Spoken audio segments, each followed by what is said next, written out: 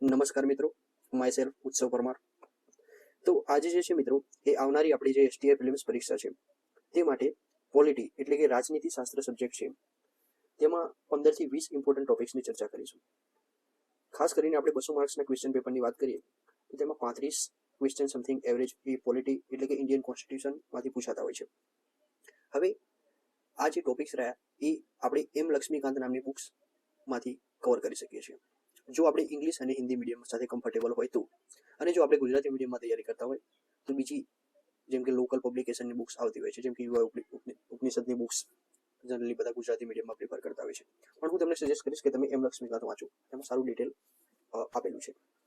તો આપણે આજનો લેક્ચર ચાલુ કરીએ.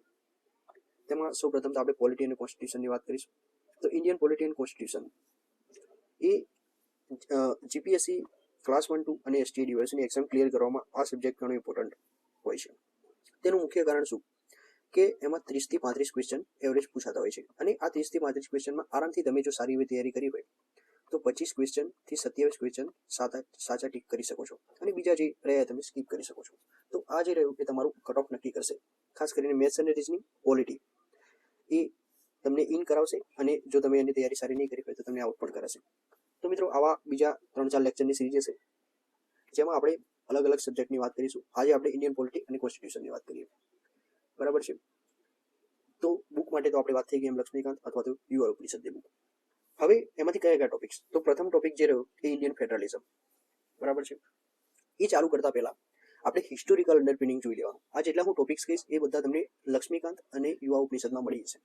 તો હિસ્ટોરિકલ અંડરપિનિંગની વાત કરીએ તો તેમાં રેગ્યુલેટિંગ એક્ટ 1773 થી ઇન્ડિયા ઇન્ડિપેન્ડન્સ એક્ટ 1947 આ સુધી જેટલા બી ઇન્ડિયાની અંદર ડેવલપમેન્ટ્સ થયા, ખાસ કરીને 1773માં રેગ્યુલેશન એક્ટ આવી, જેમાં યુરોપિયન જે રહ્યા એ લોકોએ ફોર ધ ફર્સ્ટ ટાઈમ ઇન્ડિયાને મીન્સ કે એક્ટથી રેગ્યુલેટ કરવાનું ચાલુ કર્યું.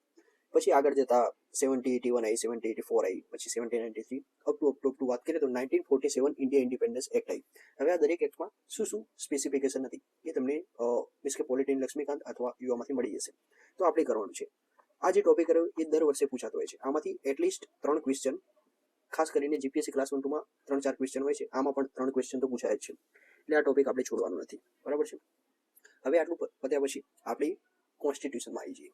કોન્સ્ટિટ્યુશનમાં મિત્રો પ્રિએમ્બલમાં 1-2 ક્વેશ્ચન પૂછાતા હોય છે. ખાસ કરીને પ્રિએમ્બલમાં શું શું આપેલું છે, પછી પ્રિએમ્બલ જે રહ્યું એ જસ્ટિસેબલ છે કે નહીં, એ એન્ફોર્સેબલ છે કે નહીં, એ ટાઈપના ક્વેશ્ચન. પછી 42nd કોન્સ્ટિટ્યુશનલ અમેન્ડમેન્ટ એક્ટ, એનાથી પ્રિએમ્બલમાં કયા કયા શબ્દો ઉમેરવામાં આવ્યા હતા, જેમ કે સોશિયાલિસ્ટ, સેક્યુલર અને ઇન્ટિગ્રિટી. તો આ ટાઈપના ક્વેશ્ચન પ્રિએમ્બલમાંથી પૂછાતા હોય છે. એટલે પ્રિએમ્બલ આપણે સારી રીતે કરવાનું છે, બરાબર. હવે આપણે મેન કોન્સ્ટિટ્યુશનની વાત કરીએ તો તેમાં ખાસ કરીને આર્ટિકલ 1 થી આર્ટિકલ 11 એટલા કામના નથી, બટ સિટીઝનશીપ રિલેટેડ તમને થોડું બેઝિક નોલેજ હોવું જોઈએ, બરાબર છે. એ પછી આપણે ફંડામેન્ટલ રાઇટ્સની વાત કરીએ, બરાબર છે મિત્રો. તો ફંડામેન્ટલ રાઇટ્સ એ ઇમ્પોર્ટન્ટ ટોપિક છે. આમાંથી જીપીએસસીમાંથી આરામથી ડાયરેક્ટલી અને ઇનડાયરેક્ટલી 3 થી 5 ક્વેશ્ચન પૂછાતા હોય છે ખાલી ફંડામેન્ટલ રાઇટ્સમાં. પછી એના બેઝિક ઇન્સ્ટિટ્યુશન જેમ કે ફંડામેન્ટલ રાઇટ્સ જે રહ્યા એ એન્ફોર્સેબલ છે, ગેરંટીડ રાઇટ્સ છે, સિવિલ અને પોલિટિકલ રાઇટ્સ છે, આ ટાઈપના ક્વેશ્ચન પૂછાઈ શકે છે, બરાબર. એટલે ફંડામેન્ટલ રાઇટ્સ આપણે સારી રીતે કરવાનો છે. બીજો important topic DPSP, directive principal of state policy, બરાબર છે. આમાંથી પણ ઘણા ક્વેશ્ચન પૂછાતા હોય છે. આમાં આપણે કઈ રીતે જીપીએસસીમાં એક નોર્મલ ક્વેશ્ચન પૂછાતા હોય છે કે આમ 4 સ્ટેટમેન્ટ આપી દે તમને અને એમ કે આમાંથી કયા ડીપીએસમાં આવેલા છે, એમ તે આપણને થોડા વાંચેલા હોય તો ખબર પડી જાય. અને બીજો ડીપીએસપી રિલેટેડ ક્વેશ્ચન કે 42nd કોન્સ્ટિટ્યુશનલ અમેન્ડમેન્ટ એક્ટ થકી ડીપીએસપીમાં કયા એડ કરવામાં આવ્યા હતા અને 44 થકી કયા એડ કરવામાં આવ્યા હતા. તો આ ડીપીએસપી પણ ઇમ્પોર્ટન્ટ ટોપિક છે. બીજો છે ફંડામેન્ટલ ડ્યુટી. ફંડામેન્ટલ ડ્યુટીનો ઇવોલ્યુશન કઈ રીતે થયું, પછી કઈ રીતે સ્વર્ણસિંહ કમિટીએ ફંડામેન્ટલ ડ્યુટીને રિકમેન્ડ કર્યું, ઇન્દિરા ગાંધી ઇમ્પ્લિમેન્ટ કર્યું, તો કઈ ફંડામેન્ટલ ડ્યુટીઝ એ શું કહેવાય સિટીઝન એનાથી બાઉન્ડ છે, અને કઈ ફંડામેન્ટલ ડ્યુટી છે જે ના ફોલો કરો તો ચાલે એમ. તો આ તમારે જોઈ લેવાનો છે ટોપિક, બરાબર છે મિત્રો. બીજી આપણે વાત થઈ એમ 42nd કોન્સ્ટિટ્યુશનલ અમેન્ડમેન્ટ એક્ટ અને 86th કોન્સ્ટિટ્યુશનલ અમેન્ડમેન્ટ એક્ટ, એ થકી આપણે જાણીએ છીએ તેમ ફંડામેન્ટલ ડ્યુટીની અંદર 11મી ફંડામેન્ટલ ડ્યુટી એડ કરવામાં આવી હતી. 11 મીન્સ કે 11મી ફંડામેન્ટલ ડ્યુટી એટલે કે આર્ટિકલ 51 સબ ઓબ્લિક કે, બરાબર. એમાં રાઇટ ટુ એજ્યુકેશનને એને રિલેટેડ વાત કરવામાં આવી હતી. તો આ તમે જોઈ લેજો, બરાબર છે. આપણે આ દરેક ટોપિકમાં ડીપમાં વાત નથી કરવાની, જસ્ટ હું તમને ટોપિક્સ કહું છું અને આ ટોપિક્સ તમારે છોડવાના નથી, કરીને જવાના છે. આટલા ટોપિક્સ તમે કરી દેશો તો આરામથી તમારે 27 થી 28 ક્વેશ્ચન થઈ જશે, બરાબર. લગભગ 30 થી 35 ક્વેશ્ચન પૂછાતા હોય છે.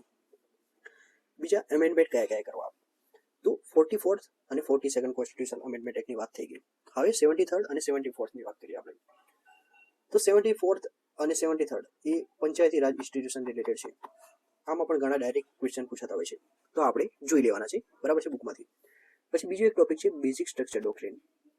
બેઝિક સ્ટ્રક્ચર ડોક્ટ્રીનનું ઇવોલ્યુશન કઈ રીતે થયું, કઈ રીતે કેશવાનંદ ભારતી કેસ દ્વારા બેઝિક સ્ટ્રક્ચર ડોક્ટ્રીનનો સિદ્ધાંત આપવામાં આવ્યો, અને આ સિદ્ધાંત પ્રમાણે કયા કયા કોન્સ્ટિટ્યુશનના ટોપિક્સ જે રહે અને બેઝિક સ્ટ્રક્ચર ડોક્ટ્રીનનો ભાગ બનાવવામાં આવે છે, જેમ કે ઇન્ડિયન સેક્યુલરિઝમ, પછી democracy, rule of law, parliamentary form of government, પ્રેસિડેન્ટના પાવર, સુપ્રીમ કોર્ટ હાઈકોર્ટના પાવર, આ બધા બેઝિક સ્ટ્રક્ચર ડોક્ટ્રીનનો ભાગ છે. એનો મતલબ શું કે આને જે સરકાર રહી એ ટચ ના કરી શકે, મીન્સ કે આ લઈ ના શકે કોઈ જોડેથી.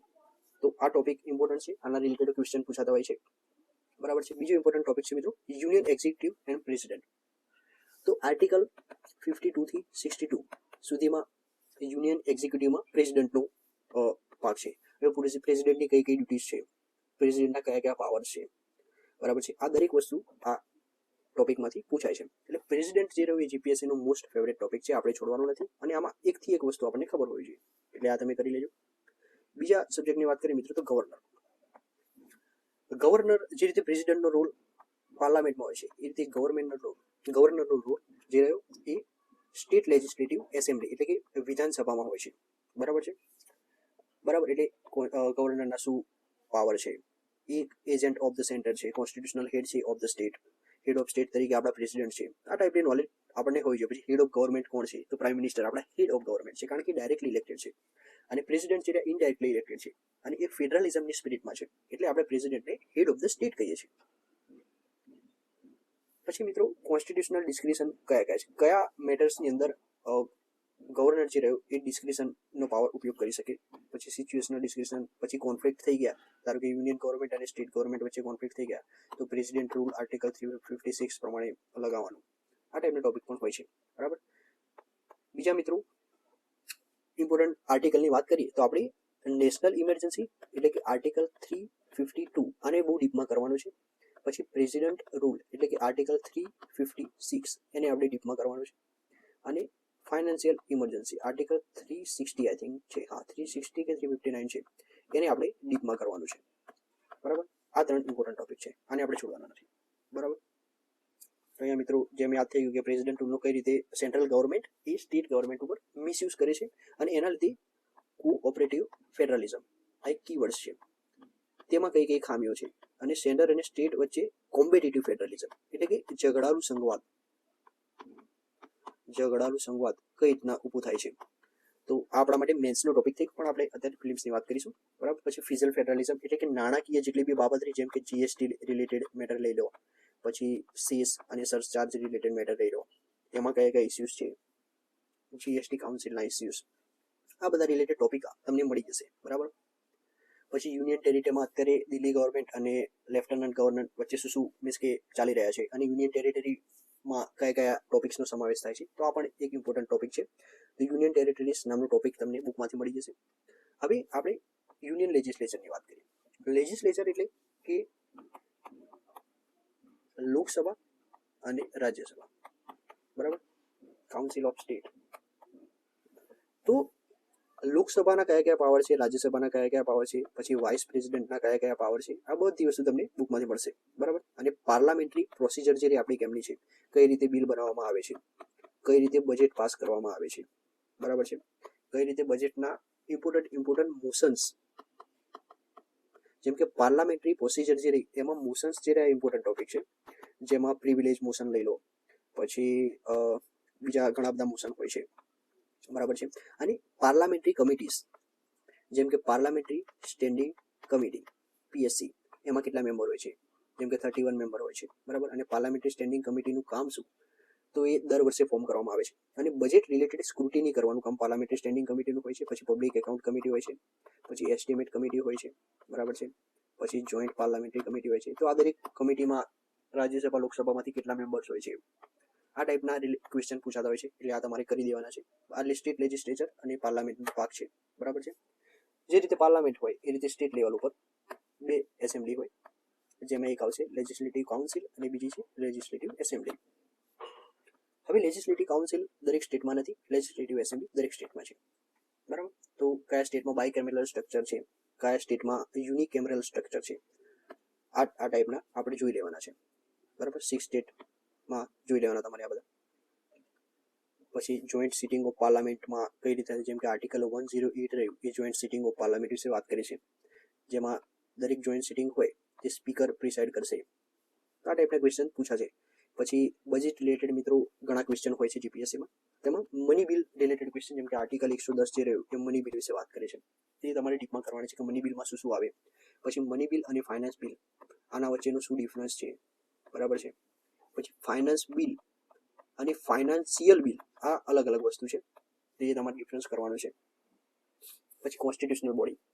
હવે જીપીએસસીમાં મિત્રો આ ટાઈપના સ્ટેટિક ક્વેશ્ચન વધારે પૂછાતા હોય છે, જેમ કે તમને યુપીએસસી રિલેટેડ ક્વેશ્ચન પૂછી લે, પછી કેગ રિલેટેડ ક્વેશ્ચન પૂછી લે, બરાબર છે. Election commission of India, election related જેટલા બી ક્વેશ્ચન એ બધું ઇલેક્શન મેટર્સમાં, ઇલેક્શનનો અલગ ટોપિક છે બુકમાં, એમાંથી તમારે કરી લેવાનું છે. એમાં ઇલેક્શન કમિશન ઓફ ઇન્ડિયા, પછી ઇલેક્શનના જેમ કે આર્ટિકલ 324, 329 અને એમાં કયા કયા ઇમ્પોર્ટન્ટ પ્રોવિઝન છે તેની વાત કરવામાં આવી છે. પછી બીજી વાત કરીએ તો ફાઇનાન્સ કમિશન, બરાબર છે. ફાઇનાન્સ કમિશનનો ટોપિક રહ્યો એ મેન્સ અને પ્રિલિમ્સ બંને માટે એવરગ્રીન ટોપિક છે, આમાંથી 1-2 ક્વેશ્ચન પૂછાતા હોય છે, બરાબર છે. પછી national commission four schedule cast, national commission four schedule tribe, આના ક્વેશ્ચન. તો આપણે કોન્સ્ટિટ્યુશનલ બોડી વાત કરી. હવે એવી સ્ટેચ્યુટરી બોડી પણ હોય છે જેની એક લો અથવા કે વૈધાનિક પ્રોવિઝનથી બનાવવામાં આવી હોય છે. તેવી બોડીઝની વાત કરીએ તો જેમાં નેશનલ ગ્રીન ટ્રિબ્યુનલ રહી, પછી સિક્યુરિટી અપીલિએટ ટ્રિબ્યુનલ રહી, બરાબર છે. પછી નેશનલ હ્યુમન રાઇટ્સ કમિશન રહી, પછી આરટીઆઈ એક્ટ લઈ લો, પછી લોકપાલ અને લોકાયુક્ત એક્ટ લઈ લો, બરાબર છે. પછી સીબી. તો આ ટાઈપના જેટલા બી મિત્રો સ્ટેચ્યુટરી બોડી રહી કે જે રેગ્યુલેટરી પણ હોઈ શકે છે અથવા એડવાઇઝરી પણ હોઈ શકે અને ક્વાસી જ્યુડિશિયલ પણ હોઈ શકે. તો આ દરેક બોડીઝ આપણે કરવાની છે. આ દરેક તમને લક્ષ્મીકાંત નામની બુકમાંથી મળી જશે, બરાબર છે. તો આપણે જોઈ લીધી એક્ઝિક્યુટિવ રેગ્યુલેટરી બોડીઝ. પછી આરબીઆઈ, નીતિ આયોગ, બરાબર છે. સેન્ટ્રલ ઇન્ફોર્મેશન કમિશન એટલે કે આરટીઆઈ એક્ટની આપણે વાત થઈ ગઈ. આરટીઆઈ એક્ટમાંથી દર વર્ષે એકાદ ક્વેશ્ચન તો હોય છે, આરટીઆઈ એક્ટના ડાયરેક્ટલી અથવા ઇનડાયરેક્ટલી, બરાબર છે. પછી નીતિ આયોગનો એકાદ ક્વેશ્ચન હોય કે નીતિ આયોગ કઈ કઈ રિપોર્ટ પબ્લિશ કરે છે, નીતિ આયોગ શેમાં ઇન્વોલ્વ હોય છે, આ ટાઈપના ક્વેશ્ચન કરવાના છે મિત્રો. પછી જેમ કે જ્યુડિશિયલ એક્ટિવિઝમ. હવે જ્યુડિશિયલ એક્ટિવિઝમમાં આપણે આવી ગયું કે હાઈકોર્ટ અને સુપ્રીમ કોર્ટ કઈ રીતે. હવે આપણા ધારો કે 3 ઓર્ગન્સ ઓફ ગવર્મેન્ટની વાત કરીએ, 3 ઓર્ગન્સ ઓફ ગવર્મેન્ટ, તો તેમાં આવશે એક્ઝિક્યુટિવ, લેજિસ્લેચર અને જ્યુડિશિયલ. એક્ઝિક્યુટિવની વાત કરીએ તો એમાં એમપી એમએલએ આવી ગયા, અને એક્ઝિક્યુટિવનો ભાગ જે રહ્યા એ બ્યુરોક્રેટ બી છે કે જે સિવિલ સર્વન્ટ જે તમે જેની તૈયારી કરી રહ્યા છો તે. પછી લેજિસ્લેચરની વાત કરીએ તો તેમાં પાર્લામેન્ટ અને સ્ટેટ લેજિસ્લેટિવ એસેમ્બલી, રાજ્યસભા, વિધાન પરિષદ આવી ગઈ. જ્યુડિશિયરીની વાત કરીએ તો તેમાં હાઈકોર્ટ, સુપ્રીમ કોર્ટ, બરાબર. હવે એક્ઝિક્યુટિવ અને લેજિસ્લેચર આ બંનેને બેલેન્સ કરવાનું કામ કરશે જ્યુડિશિયરી. જ્યુડિશિયરી એ ડોક્ટ્રિન ઓફ ચેક્સ અને બેલેન્સીસના સિદ્ધાંતો પર કામ કરે છે, બરાબર. હવે હાઈકોર્ટના કયા કયા પાવર છે, સુપ્રીમ કોર્ટ, જેમ કે સુપ્રીમ કોર્ટમાં આર્ટિકલ 124 આર્ટિકલ 148 આપણે કરવાનું છે, સોરી 147, બરાબર. આપણે સુપ્રીમ કોર્ટના આર્ટિકલ કરવાના થાય છે, અને સુપ્રીમ કોર્ટ સારી રીતે કરવાનું છે. કઈ કઈ સુપ્રીમ કોર્ટના પાવર છે. પછી સુપ્રીમ કોર્ટ અને હાઈકોર્ટ રિલેટેડ એક મેટર છે જેમાં રીટ પાવર જે રહ્યા, જેમ કે આર્ટિકલ 32 આપણને રીટ પાવર આપે છે, અને ડાયરેક્ટલી આપણે સુપ્રીમ કોર્ટ અથવા હાઈકોર્ટમાં એનો ચેલેન્જ કરી શકીએ છીએ. જેમ કે આપણા ફંડામેન્ટલ રાઇટ્સ વાયોલેટ થયા, જેમ કે 5 પ્રકારની રીટ હોય છે, કઈ કઈ રીટ હોય છે તે કયા કયા કેસમાં વપરાય છે, આ દરેક ક્વેશ્ચન રહ્યા એ આપણે કરવાના છે, બરાબર. પછી પબ્લિક ઇન્ટરેસ્ટ લિટિગેશન, આમાં પણ જેમ કે એમસી મહેતા અને હુસૈનના ખાતુન કેસ આ રિલેટેડ જેટલા બી ઇવેલ્યુએશન થયા, પછી પીઆઈએલ ના અમુક ઇમ્પોર્ટન્ટ કેસીસ જજમેન્ટ એ ડાયરેક્ટલી તમે એમસીક્યુમાં પૂછી લે, એટલે પીઆઈએલ જે રહ્યું એ પણ ઇમ્પોર્ટન્ટ ટોપિક છે, બરાબર. પછી આ મેન્સનો ટોપિક છે જ્યુડિશિયલ ઓવરરીચ. એક અમુક કેસીસ રહ્યા જેમ કે આપણા ઇન્ડિયાની અંદર કમ્પ્લીટ સેપરેશન ઓફ પાવર નથી, ઇન્સ્ટેડ આપણે જે રહ્યા એ સેપરેશન ઓફ ફંક્શન ફોલો કરીએ છીએ, બરાબર. એટલે કે એક્ઝિક્યુટિવ, જ્યુડિશિયરી અને લેજિસ્લેચર આ અમુક સમયે એકબીજા ઉપર નિયંત્રણ રાખે છે. એટલે ગવર્મેન્ટના જે 3 ઓર્ગન રહ્યા એ દરેક એકબીજા માટે રિસ્પોન્સિબલ છે, અને સૌથી વધારે રિસ્પોન્સિબલ છે જ્યુડિશરી. કારણ કે જ્યુડિશરી જે રહી એ અમુક મેટર જે રહી એમાં યુનિયનમાં ઇન્ટરફિયર કરે છે અને એ પ્રોસિડિંગ જે રહી એને રેગ્યુલેટ કરે છે. બરાબર. જેમ કે એનું ઉદાહરણ અત્યારે ન્યૂઝમાં ચાલે એ NJSC 2.0, બરાબર, એટલે કે જજીસની એપોઇન્ટમેન્ટ રિલેટેડ મેટર્સ. તો એમાં સુપ્રીમ કોર્ટ એમ કહે છે કે કલેજિયન સિસ્ટમ જ હોવી જોઈએ, જ્યારે યુનિયન ગવર્મેન્ટ કહે છે કે ના, યુનિયન ગવર્મેન્ટ એ ડાયરેક્ટલી ઇલેક્ટેડ છે એટલે યુનિયન ગવર્મેન્ટ જોડે પાવર હોવો જોઈએ. તો આ જ્યુડિશિયલ ઓવરડિશનું એક એક્ઝામ્પલ ગણી શકાય. આવા ઘણા બધા એક્ઝામ્પલ છે. આ મેન્સનો ટોપિક છે, પણ થોડુંક બેઝિક આઈડિયા જેમ કે NJSC અને કરંટ રિલેટેડ તમારી નોલેજ હોવું જોઈએ. આગળ આપણે વાત કરી તેમ નેક્સ્ટ ટોપિક પંચાયતી રાજ. એમાં 73rd કોન્સ્ટિટ્યુશનલ અમેન્ડમેન્ટ, 74th, બરાબર, જેમ કે ગ્રામ પંચાયત, તાલુકા પંચાયત, ડિસ્ટ્રિક્ટ પંચાયત એ કઈ રીતના ફોર્મ થતી હોય છે એ ટાઈપનું બેઝિક. તો અને હા, બીજો એક મિત્રો એક ઇમ્પોર્ટન્ટ ટોપિક રહી ગયો કે લક્ષ્મીકાંત અથવા તો કોઈ બી બુક તમે જોશો તો તેના છેલ્લે તમને શિડ્યુલ્સ જોવા મળશે. બરાબર. એટલે 1 થી 12 શિડ્યુલ જે રહ્યા એ આપણે કરી દેવાના. શિડ્યુલમાંથી જોડકા ટાઈપના ક્વેશ્ચન પૂછાય છે. બરાબર. અને શિડ્યુલ સિવાય વાત કરીએ તો બીજા જેમ કે સેન્ટ્રલ ગવર્મેન્ટ, સ્ટેટ ગવર્મેન્ટ અને યુનિયન ગવર્મેન્ટ, તેમાં 7th શિડ્યુલ પ્રમાણે ડિવિઝન ઓફ પાવર છે. એટલે કે અમુક સત્તાઓ સેન્ટ્રલ ગવર્મેન્ટને આપે છે, અમુક સત્તાઓ સ્ટેટ ગવર્મેન્ટને આપે છે, અને અમુક જે રહી એ રેસિડ્યુઅરી રાખે છે. બરાબર છે. એટલે કે કોન કરંટ લિસ્ટમાં પણ છે અમુક, અને અમુક જે રેસિડ્યુઅરી પાવર છે, રેસિડ્યુઅરી પાવર જે રહ્યા એ સેન્ટ્રલ ગવર્મેન્ટ જોડે છે. તો કયા કેસીસની અંદર સેન્ટ્રલ ગવર્મેન્ટ નિયમ બનાવી છે કે કયામાં સ્ટેટ, કયામાં કોન કરંટ લિસ્ટમાં છે, આ લિસ્ટ જે રહ્યું તમને લક્ષ્મીકાંતમાંથી મળી શકશે. તો મિત્રો આટલા જે ટોપિક રહ્યા એ આઈ થિંક મારા ખ્યાલ પ્રમાણે જીપીએસસી પરીક્ષા માટે ઇમ્પોર્ટન્ટ છે. અને આપણે આવા એક બીજા લેક્ચર સાથે મીન્સ કે બીજા સબ્જેક્ટ્સ જે રહ્યા તેમાં પણ આ રિલેટેડ વિડીયો બનાવીશું.